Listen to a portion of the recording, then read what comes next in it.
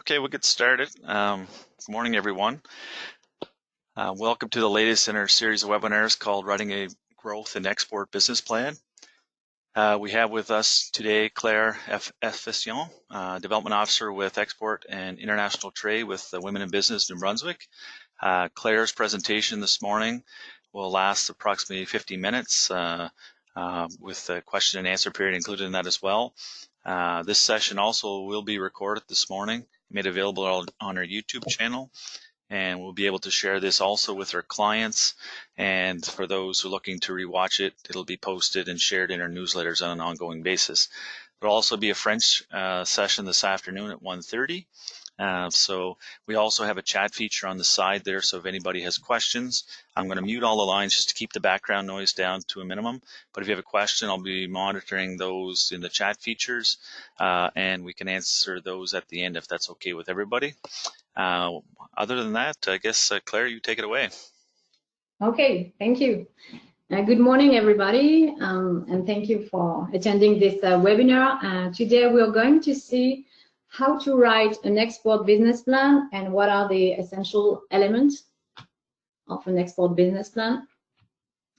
So what is an export business plan? It's a roadmap for the company in order to increase its presence and performance abroad. An export diagnostic must be carried out beforehand in order to validate the export readiness and to determine target markets. It's also a flexible management tool, so it should be modified according to the actual results. And by comparing the objectives and the actual results, we will be able to measure the effectiveness of the strategy. Like the company business plan, the export business plans begin with the presentation of the company. So there are like 7 essential components. First of all, it will be a company description. Then the description of the targeted products and or services and the targeted markets, the international development goals, the market entry strategies, and what are the tactical plans, the risk and the solution, and the implementation schedule. So first of all, we are going to describe the company history, what is the current situation, what is the activities, the vision, the short and medium term objectives. We will need also some industry data, and what is the competitive landscape and the positioning of the company. So we can, of course, reuse some portion of your company business plan for this part. We need also the description of the human resources organization, so a biography of the leaders, the staff and their expertise. So are they already qualified to start exporting? And especially, do they know these targeted markets? Do they know the foreign languages and the export procedures? What is the level of commitments? So how many time are you going to be able to allocate to this project? Is there an international experience already? Is there a strategic alliance? What is your current production, and what is the production you're going to need in order to grow, to scale up? And what are the strengths and the weaknesses, and what are the challenges and issues that have been identified during your international diagnostic? So regarding the range of products or services you're going to offer on these markets, so you need to do a description of these products that will be offered, and you need to do a presentation of the targeted export markets. So what are these products or services? Do you have some competitive advantages? Do you need some license, certification, tests required for these markets? And do you need to adapt your product or your service to these markets? So it would be obviously more likely the language, the size, it can be the labeling or the composition of the product. So you have to consider the international context. So due to the purchasing behavior, the habits, or the regulation or the prohibition, or it can be also certification required for sale in these target countries. It's possible that you have to exclude some products of your selection. Also, we have to be aware that a good seller on your domestic market is not necessarily a good choice for this new target market. So here are two examples. For example, when UPS decided to expand to Europe, they started with Germany, and they had created some controversy with the uniform, the color of their uniform, because in Germany, brown uniforms are connected to the Nazi Germany and to the paramilitary wings of the Nazi party. And so they wore brown uniforms, and they were nicknamed the brown shirts. So it was a very bad perception for the brown shirt of the UPS driver, of course. The second mistake, they also decided to pay their drivers the same wages as they used to pay in the United States, and it was not enough for Germany. They also had a problem with the brown color in Spain, because in Spain, hearses are brown. And in addition, they were using the small European trucks that you can see on the picture. And associated to the brown color, it was way too much similar to hearses. Puma is another example. They had decided to launch a special edition of shoes with the flag of the United Emirates Arab, and yes, it was at the occasion of the 40th National Day celebration. But it has been a really bad decision, because the fact in this country the flag is sacred, and they have a very different perception of shoes than we do. It represents impurity and dirt, so it was perceived very insulting. So they had to apologize. They tried to explain this creative decision, and they had to remove the shoes of the market. So they clearly did not understand the cultural value of this country. And vice versa, an average seller in your country can meet a very high demand on foreign markets. For example, in New Brunswick, we have the sea cucumber fishery and the smoked herring production. They are both almost 100% exported outside of Canada. So you will have to describe here the export targeted markets. So you need to conduct a brief market study. So what is the market size, the main market segments, what is the socio-demographic and socio-economic profile, and what is the political environment. You will have to describe the main player and their market share, so your main competitor potentially, and the market shares of imports, what is the demand trend, what is the purchasing process, the behavior, criteria, the frequency of the purchase, the volume, etc.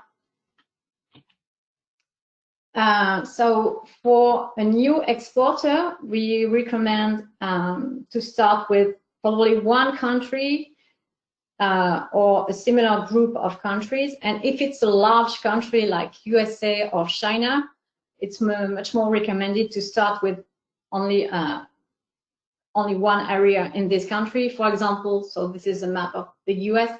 You can start with New England, and then you will have to validate your strategy. Once it's validated, you can go ahead and expand to the East Coast. Then gradually you can expand to the West Coast, and then to the rest of the country. If you're looking to export to Europe, you can probably start with France and Belgium. But in this case, you have to take into account the language consideration for Belgium, because it's divided in two parts, the Francophone part and the Flemish part. So you would have to translate your label and your packaging also in Flemish.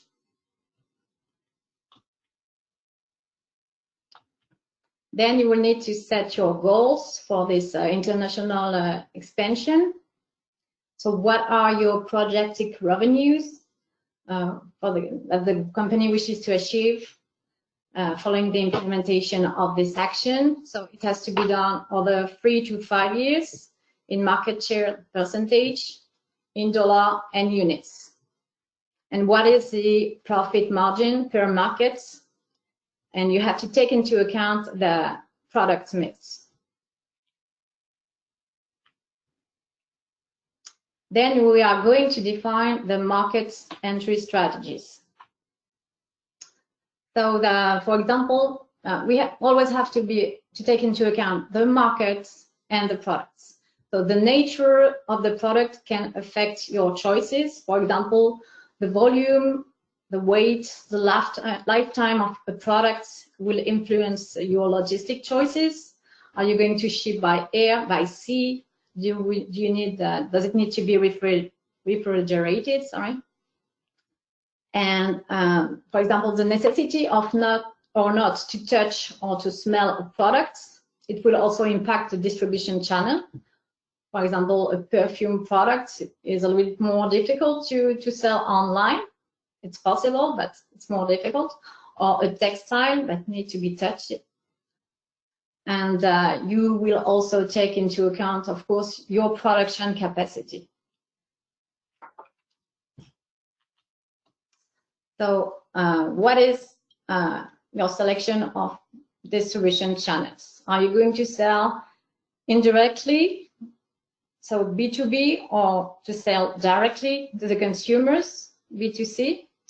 Do you need to hire a local sales force? So it could be an independent sales representative, or it could be an employee. So would you prefer to work in partnership with an importer or distributor? Do you need to have a remote inventory in this country? So are you going to work with a third-party warehouse? Or do you prefer to license a license transfer, or a franchise, joint venture, or a creation of a subsidiary? So there are a lot of options. You need to identify clearly which option you have selected. So regarding the market access, so what is the knowledge of the target market and the language spoken? What are the financial resources you're going to allocate to this strategy? Is your brand or your product well protected on this market? And what are the documents you're going to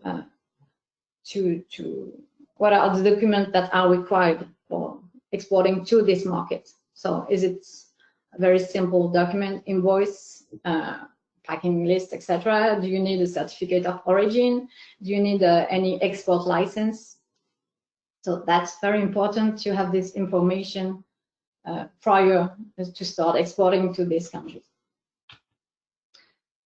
So the tariff and non-tariff barrier to trade. So there are 14 free trade agreements in force with Canada. So it's very important to know which are these agreements and to benefit from them. So you need to know if there are any free trade agreements in force with the target country, because they are going to facilitate the market access for the reduction or the elimination of the tariffs and non-tariff barrier.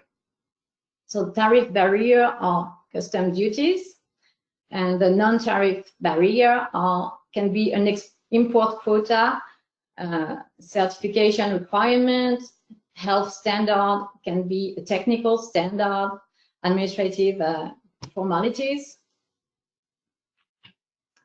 So here you can see the different free trade agreements in force. So 14 free trade agreements, and it does represent 51 foreign markets. Most important are with the USA and Mexico, of course. So the NAFTA, it will be replaced very soon by CUSMA. We also have CETA, so the agreement we have with European Union.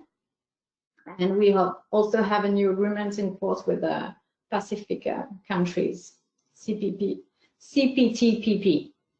which is partially in force.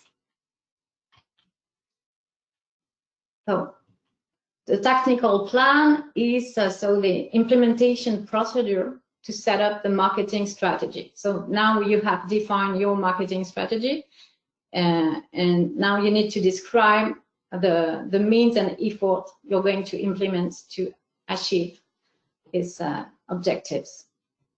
So the technical plan would be for the marketing and sales, the human resources, the finance, and the operation. So for the marketing and sales, we do have to describe our product strategy.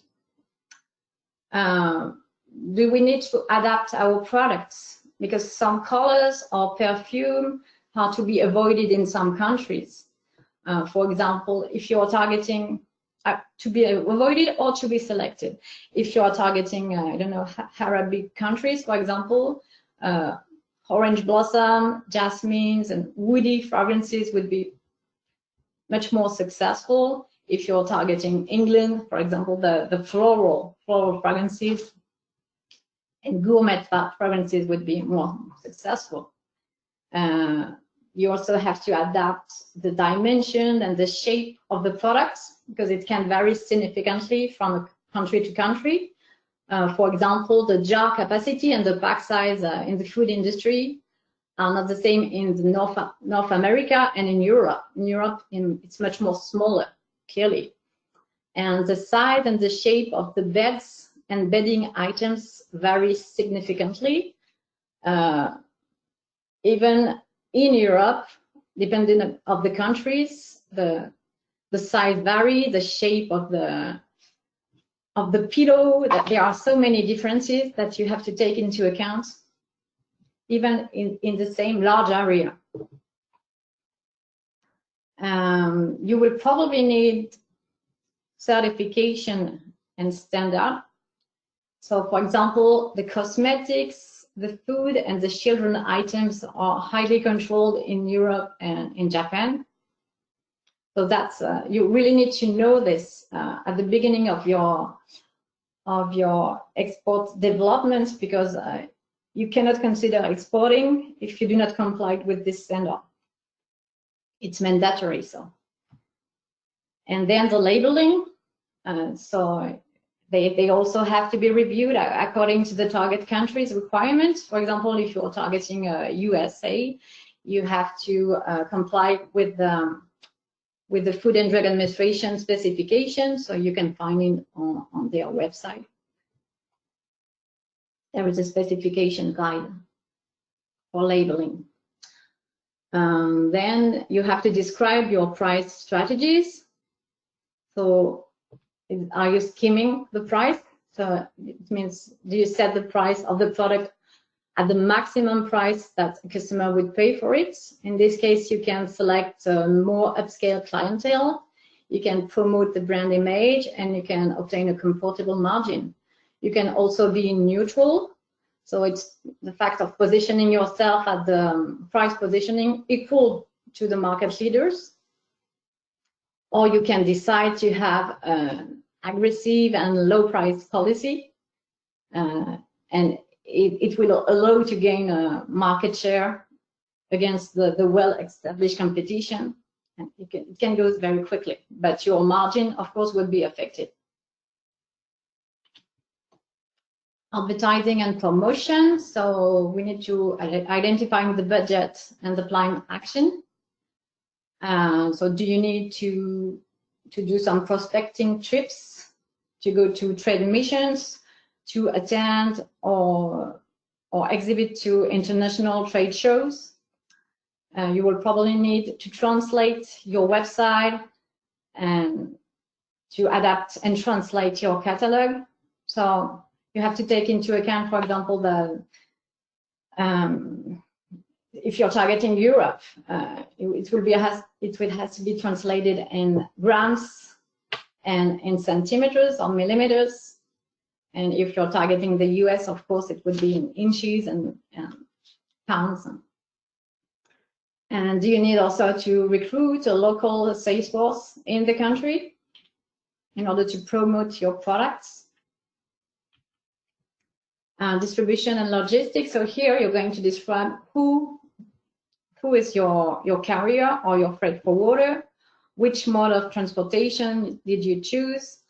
You will need to select your customs broker and to describe the distribution channels and the partner you're going to work with.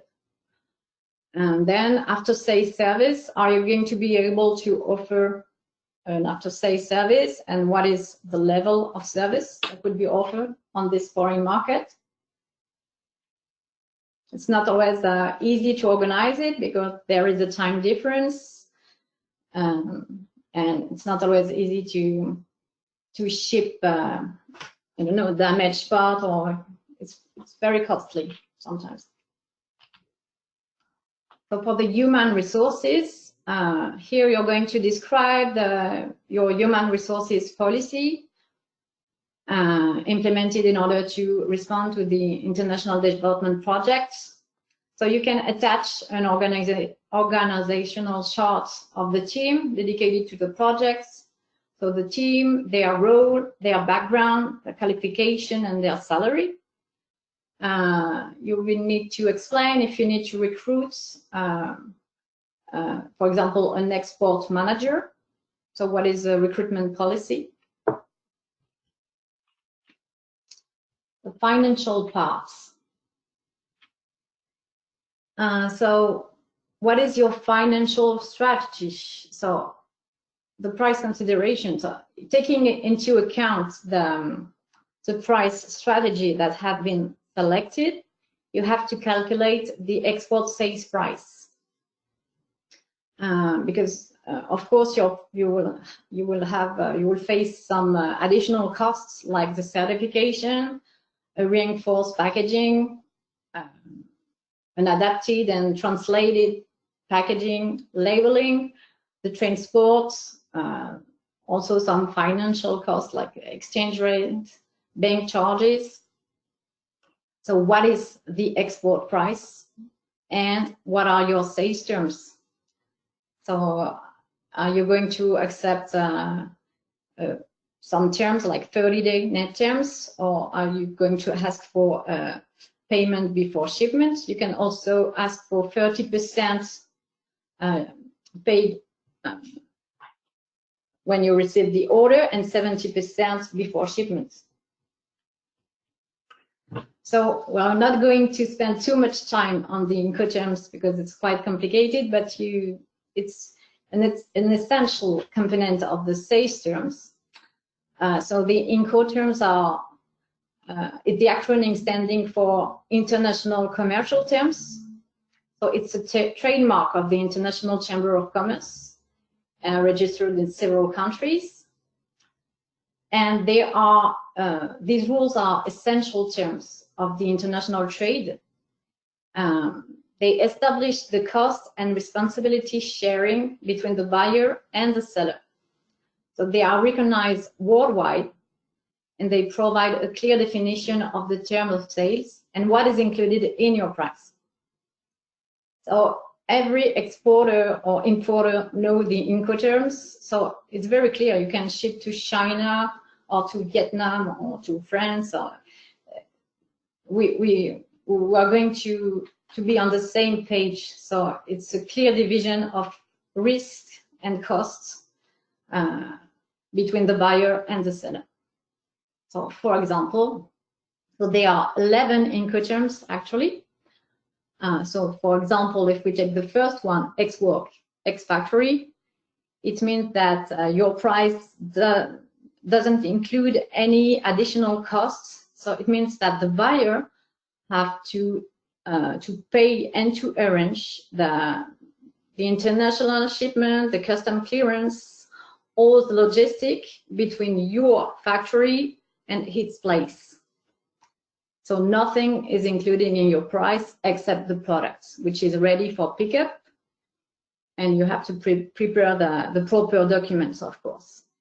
At the opposite, the DDP is the exact opposite. It means that all the logistic, the transportation, custom clearance are included in your price. So the customer will be delivered in his place and everything is included. So this is another vision of the Incoterms.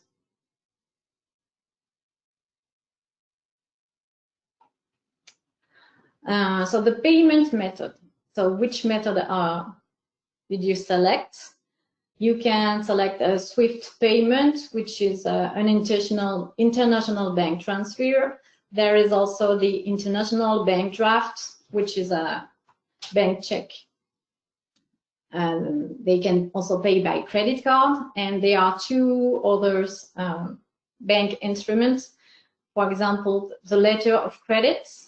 So it's very safe for both the buyer and the seller, because the bank of the buyer is authorized to remit payments after checking the conformity of the documents submitted by the exporter. But it's a little bit complicated and a bit more costly, but it's very safe. And there is also the documentary collection. So the seller's bank remits the documents to the buyer, to the buyer's bank against payment. So this is not as safe as the letter of credit, because if the buyer decides not to buy, you won't get your payment. Then, yes, how can you securize your transaction? So there are some insurances available. For example, EDC, Export Development Canada, offers a receivable insurance. So they do cover like 90% of your receivable. And they can also check the reliability of your buyer. You will also have to manage the foreign exchange risks for the exporter, sorry. So it's the risk that the foreign currency will depreciate. So there are also some bank products for that. These are in order to make sure that you know the exchange rates you're going to obtain. And it can be really important, because a mismanagement can potentially squeeze your margin. And we also recommend that you work in a very stable and international currency, so you won't have any problem. So your budget. So you will have to provide an operating budget and define the sales costs, including the product adaptation, the sales force, etc. To define the marketing and promotion costs, so the travels, catalog, advertising, the website, the international trade show. So these are really specific costs for these specific exports development. So how are you going to finance this export strategy? What is the amount of dollar allocated to the export development? Are you going to need a loan? Are you going to use a factoral? Are you eligible for the government export support funds? Operation. So here you're going to make a brief description of whenever or not the following elements needs to be adapted to your export project. So, for example, your production capacity, your sourcing, the equipment and the technology, the standard and certification, the insurance, and the research and development. Risk and solution. Oops. Okay. So here you're going to demonstrate that you have identified the risk and the threats, and that you have considered a solution. So, for example, for the payment default risk, you have considered a collection insurance. For the political risk, you have also considered an insurance, and you are constantly monitoring what happened in this market. For the currency risk, there are some bank products, and you are working in a stable currency. And for the legal risk, you can also use the service of a lawyer in order to validate your contract, for example. So the implementation schedule. So now you're just going to explain what are the targeted goals, the action undertaken, the resources required, and what is the completion time. So it's a calendar of your action with a specific deadline and a description of the resources required.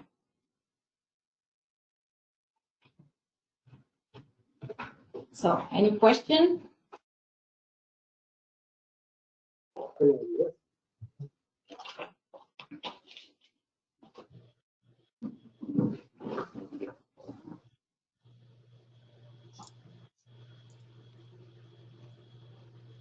It was probably a little bit too speed. Any questions for Claire, folks? I don't see any in the chat there, but if any come to mind, feel free. You can unmute your mic there. Or if any questions come after the fact, Claire's contact information is on the next slide there as well.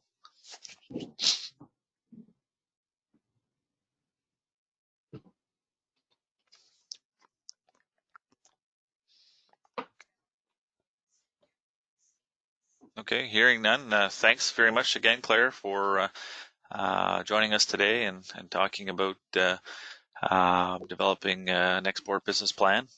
We'll make this available after the French one is done today, so it'll probably be up on YouTube in over the next couple days. Be out of the office here tomorrow for meetings, but when I'm back in the office on Wednesday, I'll upload that. So thanks again, and thanks everyone for joining, and have a good rest of your day. Thank you very much. Bye-bye. Thank you.